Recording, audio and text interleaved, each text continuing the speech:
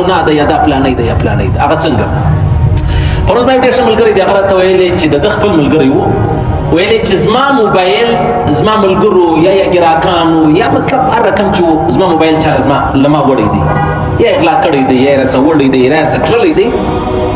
پاره کې زما کور زما بچان زما کوروالا زما لونی تصویرونه دي پکې. اوس دا سړی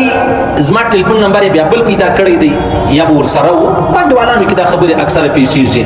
اوس ورته وایي ته ما ته دومره روپۍ راکړې بیا زه دا ستا چې کوم تصویرونه دي هغه نه شیروم. یعنی روپۍ دی نه چې یا 1 لک یا 2 لک یا 15 لک نه دا نه ښه ډېرې روپۍ غواړم. دا روپۍ به راکړې بیا ته خلاصې دا ستا تصویرونه ستا د کور والا ستا د خور د لور زه بیا نه شیروم او که دې نه کېره زه دا ستا د کور والا تصویر شیروم. عزیزانو خبره خو هغه د معاذ بن جبل رضی الله تعالی عنہ روانه وه. پیغمبر علیه الصلاة والسلام و معاذ بن جبل ته ویلې زه و تا ته داسې وصیت کوم داسې نصیحت کوم لکه یو مشر ورور و خپل کشر ته لکه سکنی ورور راواخله و خپل کشر ورور ته څونه په درد باندې نصیحت هم ورته کوي وصیت هم ورته کوي لار هم ورښایي. پیغمبر علیه الصلاة والسلام معاذ بن جبل ته وایي زه هم و تا ته دغسې لاره چې دغه درښایم. په هغه کې څه خبرې تیر بیان کې تېرې شوي دي عزیزانو او څه خبره چې دا هغه نن ده.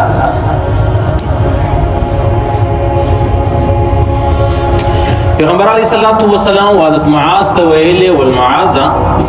داسې وکړه چې لتا کله هم ګناه وسوه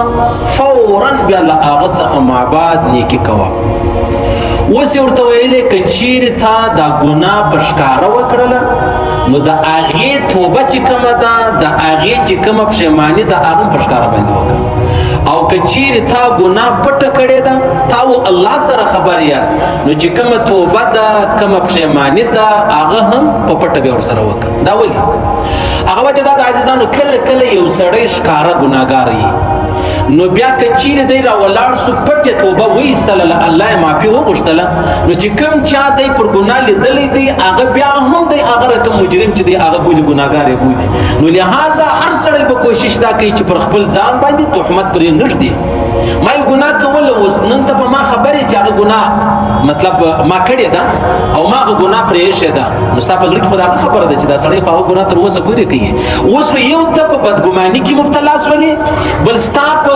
فکر کې زه بدنامه یم او بل ته زما په باره کې مطلب بیا غیبت هم کوي چې یاره دا سړی داسې داسې ګناهګاره دی. نو د ډېرو خبرو سره دا خبره چې د هغه تړلې ده د الله رسول فرمایي که په ښکاره ګناه در څخه وسوله نیکي هم په ښکاره وکړه توبه هم په ښکاره وباسه او دغسې دا پښیماني چې دا هغه هم په ښکاره باندې وکړه. او که بیا چیرې په پټه له تا ګناه سوې وله نو ته چې بیا نیکي کوې راولاړ سه هغه نیکي هم پټه وکړه او که ته پښیماني و توبه وباسې هغه هم په پټه باندې وکړه.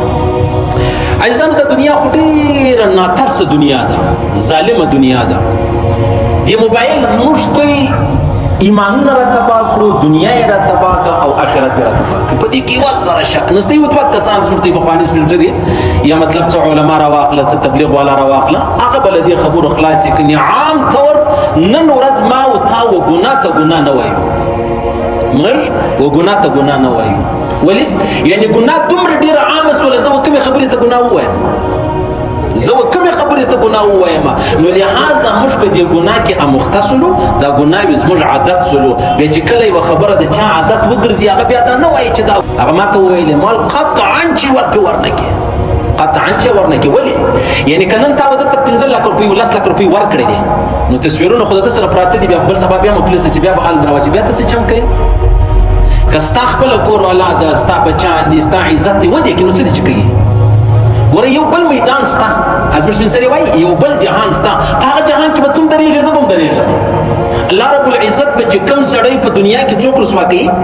که یو سړی راولاړ سي یو مسلمان په دنیا کې رسوا کوي د الله رسول فرمایي د قیامت په ورځ به د ټول عالم انسانیت پر مخ باندې دی ودرېږي چې دا سړی د پلاني زوی پلانۍ بد کار یې وکړي د ده په بد کار به یو الله خبر وي دا ټول جهان ور باندې خبر کړي.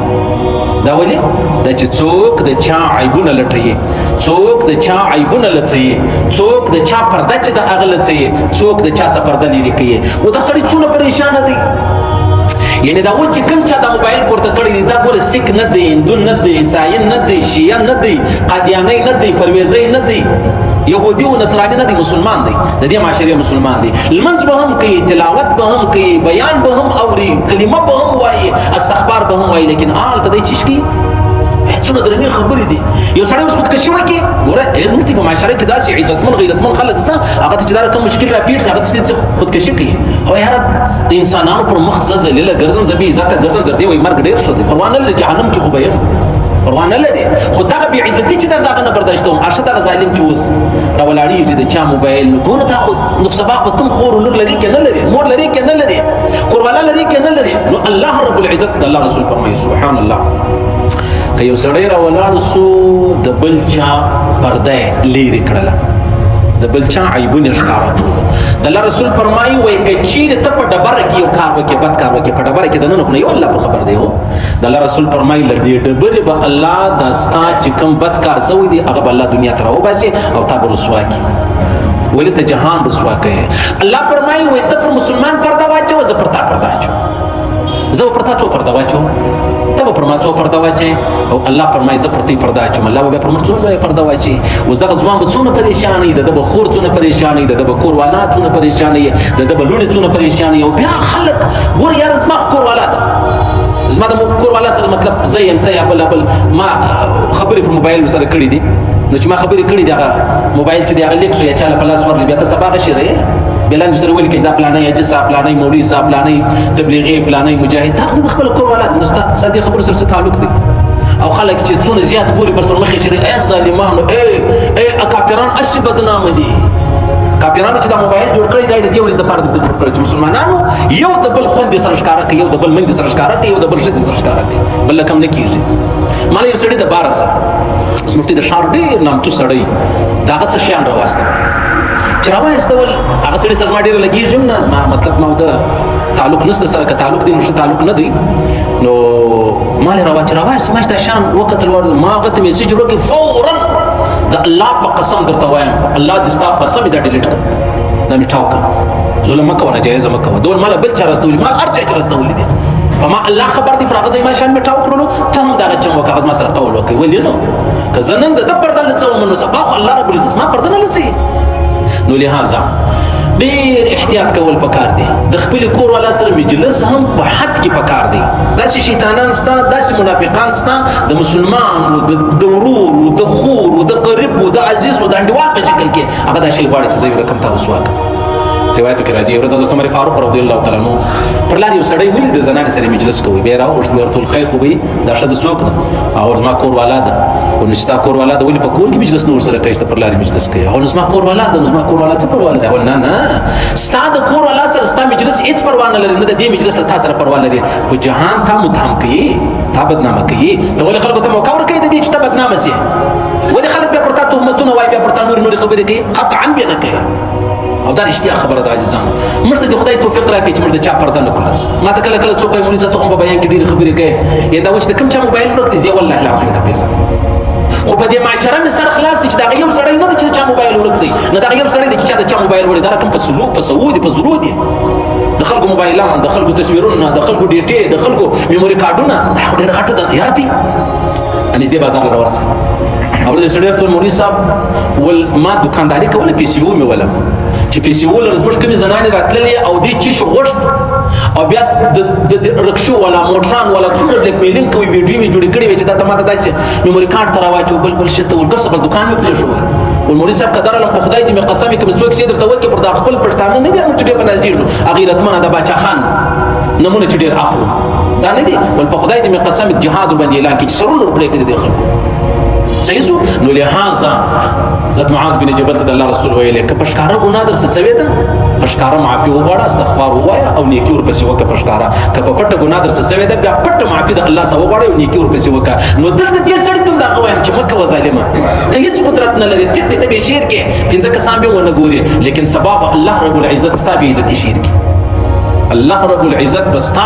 د عرش سبو فرشتو ته وفرمایي چې ورسئ د دې سړي چې کم رازونه دي هغه درته په دې کلي کې ملایکې به راسي د انسانانو په شکل کې، بیا به د رښتیا ستا خبرې ورسره بیا څه چم کوو. څونه ستړې دنیا ده، څونه بې عزته دنیا ده، څومره ناترسه دنیا ده، او څونه ظالمان اوسېږي، څومره ظالمان اوسېږي. ډېر فکر کوئ عزیزانو، د الله رسول فرمایي تاسو تجسس مه کوئ. تاسو د خلکو عیبونه ملټوي، تاسو په خلکو بس نظر مه وړئ. یو ورځ حضرت عمر فاروق رضی الله تعالی عنہ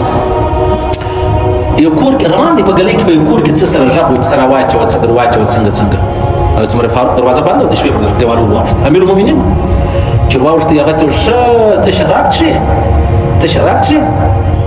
هغه سړي ورته ویلې ول حضرت زما مخکې تا ګناه وکړه. ول ما څه ګناه وکړه؟ وایي الله فرمایي چې تی د کور پر دروازه راځئ چې چیرې ځئ. مطلب هغه زړه خبره ده، د کفارو کې دا خبره وه چې د کور شا پر دیواله واوړه پر دروازه مه ځه، خپلې خبرې وې. نو ورته زما د کور پر دیواله څنګه راواوښتلې او بیا ته بغیر د اجازې څنګه رالې؟ ته زما کور له څنګه بغیر د پوښتنې رالې؟ حضرت عمر فاروق ورته پر دواړو سترګو زه ملامت یم، پر دواړو سترګو زه ملامت یم. طالبان دپاره هم نه ده پکار چې د چا پر کور غوږ ونیسي، کیمرې ورته پیټ کړي، پر دیوالو واوړي، جایزه نه ده. حضرت عمر فاروق ته نه وه جایزه. زما ګورې په ظاهر اسلام چې دی هغه زموږ د ظاهر مطلب پر خبرو روان دي، په باطني خبرو څوک سره خبر هغه یو د الله سره تعلق لري. مسلمان وایي و ظاهري دیندارۍ ته، ایمان وایي د زړه و دیندارۍ ته. د زړه د دینداري چې د الله سره تعلق لري، د ظاهري چې د هغه زموږ خپل تعلق لري. حضرت عمر فاروق ورته پر دواړو سترګو بالکل صحیح خبره. څو عمر بعد هغه سړی بیا حضرت عمر فاروق په مجلس کې ویل دی، بیا پوښتنه ځینې وکړه څنګه یې الاول په خیر دی؟ ول الحمدلله. ول ما خبره چاته نه ده کړې چې داسې د په کور کې پلانۍ کیسه. هغه سړي ورته ویلې هغه چې کوم تابعي و مسلمان و کافر نه و، ول په خدای دې مې قسم د هغې ورځ ما ملاقه څښلې. ول ما چاته نه دي ویلي، څوک مې نه دي خبر کړي د ستا په خبره. ویلې ول ما ملاقه د هغې ورځ څښلې. حضرت عمر فاروق ته اجازه نه وه چې پر دیوالو واوړي. نو زه څوک یم ته څوک یې؟ زه به ستا څنګه خبرې لټوم، ته به څنګه زما خبرې لټوې؟ الله اکبر. الله دې موږ ته معافي وکړي، الله دې دې معاشرې ته معافي وکړي، الله دې هدایت ورته وکړي، الله دې توفیق نه راکړي چې د کافر د کور پرده لا پورته کړي. حالانکه د الله رسول فرمایي که یو سړی تېرېدی د چا دروازه بنده وه یا پرده رایلاو دی ورلې د دروازې په چون کې ورته وکتل یا دا پرده پورته کړله، دا کوربک راووت داسې سترګې وایستې، هېڅ حد مت نشته، پروا نه لري، خلاص سترګې ځینې وباسه. څونه شریعت موږ ته دا دیوال ما دې دپاره نه دی ولی چې زما موټرسایکل زما موټر څوک لانه کړي، دا ما دې دپاره ولی دی چې زما بچیان زما کور زما لور زما خور زما مور زما کور والا عزت چې دی هغه زه خوندي کړم. دیوال ما دې دپاره ولی دی. په افغانستان کې اوس غلاوې نشته نو خلک دیوالونه ولړوي. دیوال خو د عزت دپاره دی، یاره خو د غلا خو بیا بله خبره ده په مابینځ کې. خیر دا خبره ختمه شوه.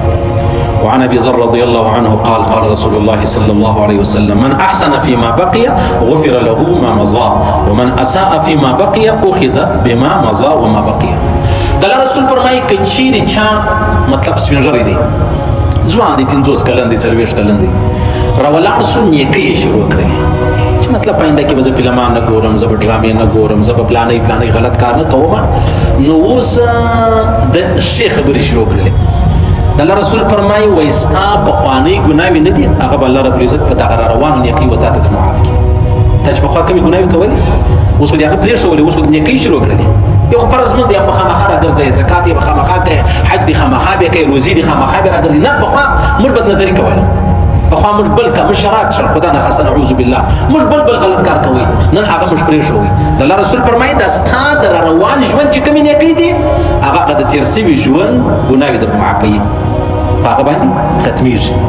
او بیا که چیرې پیغمبر علیه السلام فرمایي که تا روان تېر سوی ژوند هم په ګناو کې تېر سوی، د روانو په ګناو کې تېری، د الله رسول فرمایي د تېر سویو ګناو به هم الله رب العزت مؤاخذه در څخه وکړي،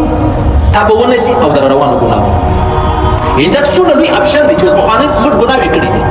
پخوانۍ زه ګناهګار وم، نن مې ګناوې پرېښولې. د الله رسول فرمایي د روانه دینداري چې ته کومه کوې دغه دینداري به ستا پخوانۍ ګناوې در معاف کړي، در میټاوې کړي، در ختمې کړي. او که ته روان ژوند کې ګناوې کوې نو چې تېر سوي کومې ګناوې دي پر هغه به دې ونیسي، پر روانو به دې هم ونیسي. عبدالله بن عباس فرمایي رضی الله تعالی عنه وایي که چیرې یو سړی 40 کاله ته ورسېده، 40 کاله بعد یې هم هغه ګناوې کولې چې ده پر 30 پر 25 کاله کولې، پر 20 کاله کولې، دا سړی د جهنم تیاري وکړي، دا سړی دی د جهنم تیاري وکړي. خاص کر 40 کاله د سړي په ژړه کې سپین ویښتان پیدا کېږي، ژړه سپینه سي. الله رسول فرمایي، الله فرمایي چې کوم څوک پر ایمان او پر اسلام باندې خپله ژړه سپینه سي یا سپینه کړي، ماته شرم او حیا درېږي چې زه بیا د هغه سره حساب و کتاب کوم. اوس یو سړی چې دی حضرت عمر فاروق رضی الله تعالی عنه یو ورځ د پیغمبر صلی مبارک مجلس ته پیغمبر صلی ژړلی و ډېر، چې راغلی پوښتنه ځینې وکړه یا رسول الله ولې ژاړې، پر چیش دې ژړلی دی؟ ول الله راته وفرمایلی چې جبرائیل امین علیه السلام ورسره راغلی چې ستا د امت کوم سپین ژړی دی، پر اسلام یې ژړه سپینه سوله، ماته شرم او حیا درېږي زه د هغه سره حساب کوم کتاب کوم. حضرت عمر فاروق ورته وایي یا رسول الله نو ته پر چی ژاړې، ته پر چی ژاړې؟ الله رسول ورته وایي زه پر دې ژاړم چې دا دومره عظیم رب له سپین ږیري شرمېږي. سپین ږیری ولې د الله څخه شرمېږي؟ اوس هم هغه ګناوې کوي. اوس د موبایل په سکرین باندې خپل تصویر درولې دا ټول چې د خړایلې دا په ملایانو کې بیا د دا نه پخواني خلک د دې کیسې د دې چې ته وګورې د ګلستان د قندار میلې چې ته وګورې د دلی او د بمبئی میلې چې ته وګورې نه ډېر پرېږه د مولوی صاحب د پلاس کې چې ودا ته تحیات ورزده کوي ودا ته اودس ورزده کوي ودا ته غسل ورزده کوي ودا ته دعای قنوت ورزده کوي مولوی صاحب د کور خراب شو د پلاس کې چې څه د ډېر پرېږه صحیح سو. نو عبد الله ابن عباس فرمایي 40 کال بعد هم تاغه ګناوي نه پرېږه چې تاسو ځواني کې کوله د جهنم تیاری وکړه بس روانه جهنم. نو د الله رسول فرمایي چې زه په دې ځاړم چې د ازما د امت سپېژل ولې د الله سره شرمېږي مړ نه پر تاسو باندې سپېژل څه چمنه کوي نه کوي یار یو سپېژل سړی به مشر سړی به د یو پر لارې باندې وړو بولو ته په لاره کې زنانې دي کښنیان دي بچیان دي لوڼې دي پلانې ما کوه یار څه شرم حیا خو کې تا ډېر بچی چې سپینه کړله ستا ژوند د سپي سره تېر شوی دی که انسانانو سره تېر شوی دی بیا د اودس په چېرته تا چا درښودلی دي بس ځان په ظاهره دا کړ زه ډېر بزرګ یم بزرګ نه یې بېوقوفه یې بېوقوفه که بېوقوفه نه وای تا به دا نه کول چې پرېدی زنانه ده پرېدی خور ده پرېدی لور ده اسپتال دی سکول دی د بچیانو تېرېږه ته درته زه تورې سره کم ووایم عقل ډېر ښه شی دی پروا نه لري که پرېږدي مردارس هلته به ورشي پرېمینځي عزت ډېر لوی شی دی د چا سره خور ورسره د چا سره لور ورسره د چا سره مور ورسره د چا سره کور والا ورسره ده او ته پر لارې ولاړ یې یا خو ټیک دی منم څوک به د شوګر بیماري لري څوک به د ګردو بیماري لري ورسه به یو کونج پیدا کړه یار یو کونج پیدا کړه یو موټر سره سر لاندې وزړه ته څه مخکې دې خواته کړی دی زه خو والله کله کله مسجد ته مخته څوک نه او قبله هم د ظالمه مسجد هم دی روډ هم دی هغه ښځې هم تېرېږي ډېره بده خبره سپین ږیرو لور صاحب به خلاصوي سیده په سپین ږیرو باندې سره خطا باسو چې زه عاجز صاحب یم نو بس ډېر زما خیال ساتي خیال مې هم نشته خیال به ته ساتي ستا هغه به ساتو که نه استي د لاس موږ ته راپېږي هر وخت دوه کسان به وباسو 15 به وباسو 10 به وباسو یا به لاس شمار کو نیمه به وباسو د سپین ږیرو د وجه پروا نه لري. نو د الله رسول فرمایي وایي که چیرې سړی را روان ژوند برابر کوي تېر ژوند چې ستا په ګناه کې تېر شوی دی هغه معاف دی او که چیرې یو سړی را روان ژوند خراب کوي د تېر شوي ژوند ګناوې به هم الله راواخلي او د را روان ژوند به هم راواخلي پر هغه به په کډ راسي مواخذه به وشي ګرفتار به شي ګیر به شي وبنیول شي او د هغه سزا چې د هغه ورکول کېږي. صحیح سو مشر په خبرو ګوره موبایل په علم دومره عام کړي ولکه خلک یا ملا ته ضرورت لري یا مفتي ته ضرورت لري یا تبلیغي ته ضرورت لري هېڅ شي ته نه لري بس موبایل رالی لیکن تر ټولو مهم شی چې د هغه عمل دی عزیزان که سړی پر ایمان دی اسلام دی عمل یې وکړي دا کامیابه دی په علم که سړی کامیابه کېدلی نو شیطان تر ګرد جهان لوی عالم مولانا عبدالحق صاحب فرمایي شیطان 7 لک کاله خالي په اسمانو کې عبادت وکړي د فرشتو ملګری 7 لک کاله عبادت وکړي صحیح سو نو بیا اخر پای چې سو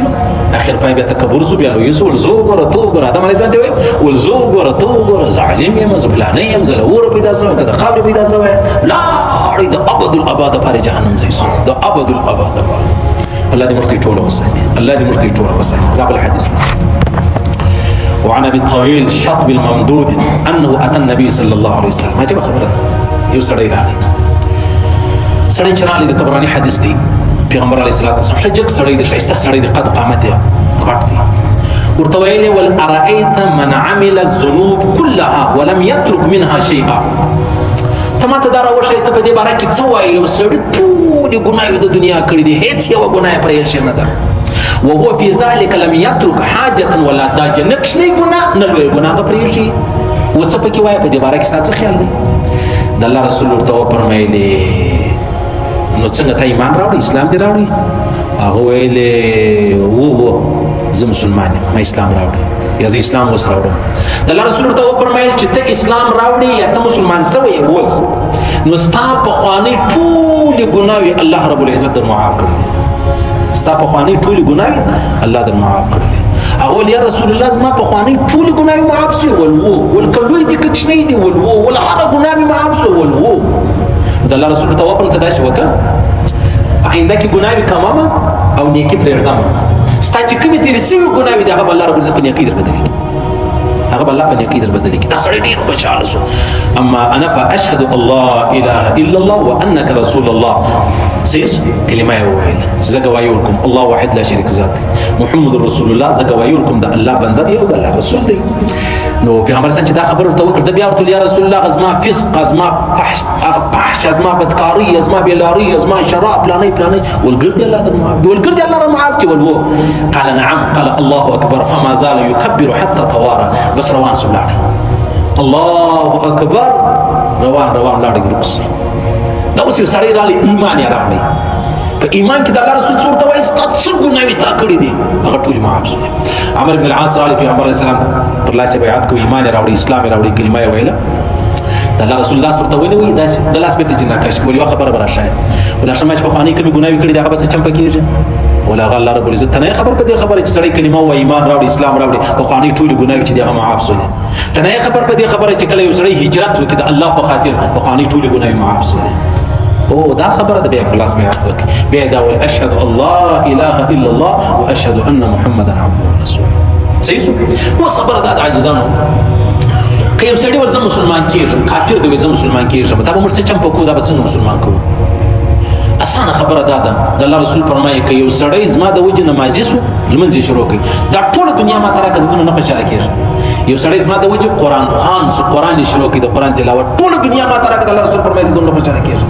یو سړی زما د وجې مؤمن سو مسلمان سو کلمه یې ویل دا ټوله دنیا ما ته راکړه زه نه خوشحاله کېږم لکه د یو سړي د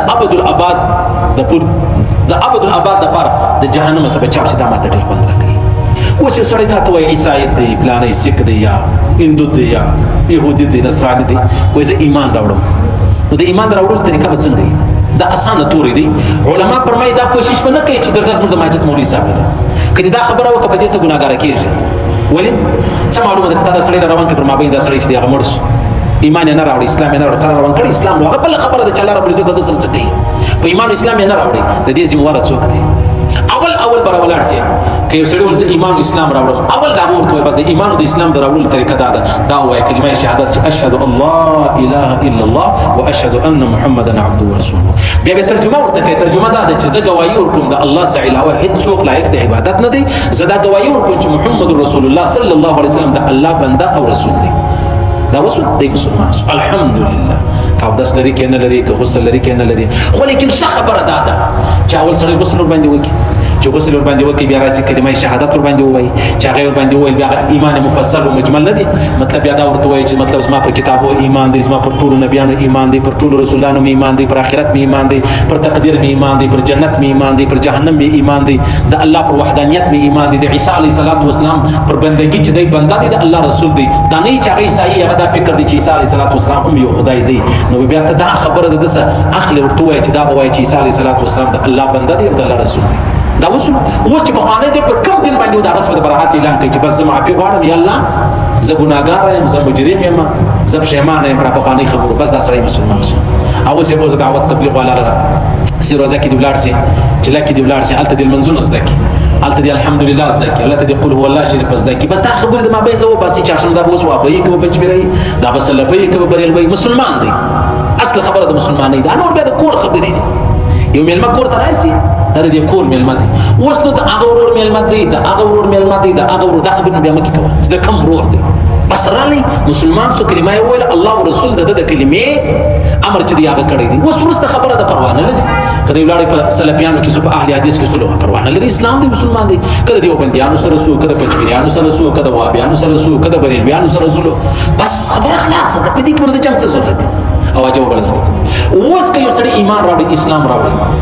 بیا مسلمان ورته ویل موږ لا لږ چې ته مسلمان شولې